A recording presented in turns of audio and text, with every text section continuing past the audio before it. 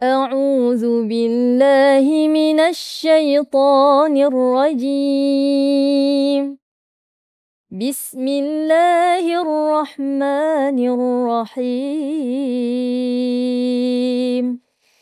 ويقولون متى هذا الوعد إن كنتم صادقين.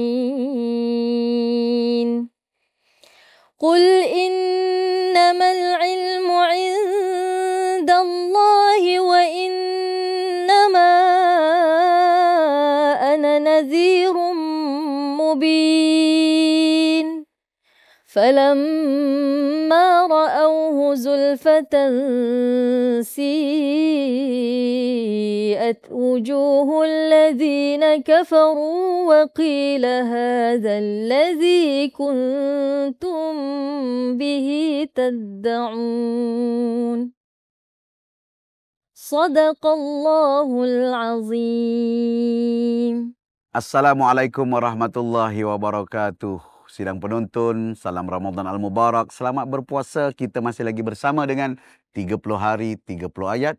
Dan masih lagi bersama dengan Surah Al-Mulk bersama dengan Habib Ali Zainal Abidin Hamid. Yang semalam mengulas tentang petunjuk hidayah Allah Subhanahu Wa Taala. Orang yang berjalan menunduk pasti akan tersesat. Orang yang berjalan terbuka, tapi izin Allah dengan matanya dan telinganya yang akan menjadi petunjuk. Itu ayat-ayat dalam surah Al-Mulk ini, ayat ke-22 dan 24. Dan hari ini kita sambung ayat yang ke-25 sampai 27. Silakan, Habib. Bismillah, alhamdulillah, wassalatu wassalamu ala sayyidina Rasulillah Muhammad bin Abdullah wa ala alihi wa sahbihi wa man walah wa ba'du. Pada ayat ini Allah Subhanahu wa taala menceritakan tentang hari di mana semua makhluk mukallaf akan dikumpulkan di padang mahsyar. Qul huwallazi dzara'akum fil ardi wa ilaihi tuhsyarun. Katakan wahai Rasulullah Muhammad, dialah menciptakan kamu di atas muka bumi ini dan kepadanya kamu akan dibangkitkan di padang mahsyar. Tuhsyarun, akan dibangkitkan di padang mahsyar. Mengingatkan kepada kita bahwa perjalanan hidup manusia di atas muka bumi bukan berakhir dengan kematian. Akan tetapi kematian merupakan satu permulaan kepada satu pertanggungjawaban di padang mahsyar. Setiap manusia pasti akan mempertanggungjawabkan atas apa yang dilakukan di atas muka bumi ini. Kullu nafsin bima kasabat rahinah. Setiap manusia akan terbelenggu, terikat dengan perbuatannya untuk dipertanggungjawabkan. Ketika diberitahukan tentang hari kiamat, maka tidak semua orang yang menerima hari kiamat akan terjadi. Maka sebagian orang ingkar dan mengolok-olok kepada Nabi tentang hari kiamat. Ada di antara mereka yang membawa tulang yang sudah lama diambil dan diremas di hadapan Rasulullah. Ya Muhammad, adakah kamu menyangka ini tulang binatang sudah menjadi tulang dan aku remas ini akan dibangkitkan oleh Tuhan kamu? Lebih kurang macam itu punya soalan kepada Nabi.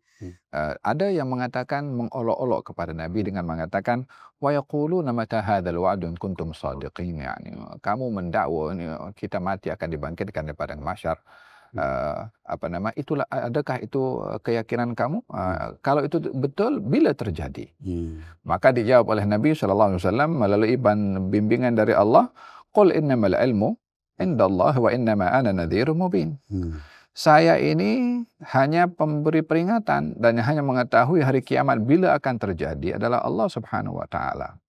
Hikmah yang perlu kita ambil pada ayat ini adalah tidak semua soalan kita jawab.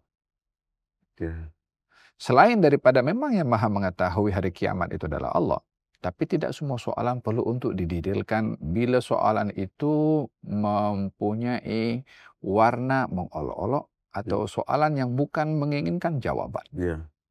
Maka dalam hal ini Nabi mengatakan, qul innamal ilmu indallah. Yang maha mengetahui hari kiamat bila akan terjadi adalah Allah. Di sini Allah Subhanahu wa taala menyembunyikan bila hari kiamat terjadi supaya manusia tidak fokus kepada bila berlakunya hari kiamat, tetapi lebih fokus kepada persiapan bila anytime hari kiamat akan terjadi. Kita sebagai seorang muslim dan mukmin berkeyakinan ada dua hari kiamat. Yang pertama, hari kiamat adalah hari ajal tiba, dan itu kita tidak tahu. Yang kedua, hari kiamat adalah hari di mana ditiupkan sangkakala yang kedua dan semua akan dibangkitkan. Kenapa kematian dikatakan hari kiamat?